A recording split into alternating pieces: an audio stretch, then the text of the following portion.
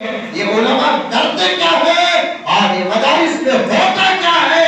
अल्लाहु अकबर। मदारिस में क्या होता है ये समझने का दिमाग भी होना जरूरी है।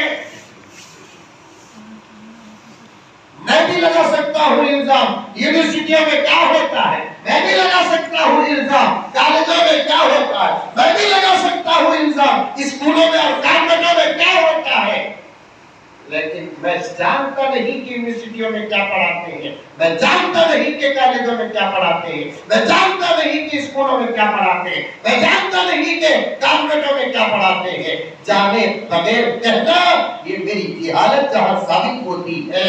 वैसे कौम अगर मदरसों को नहीं जानती तो फिर अगर कहती है कि इन मदरसों में क्या पढ़ाते हैं तो फिर उनकी जिहालत के लिए यही जुमला काफी है।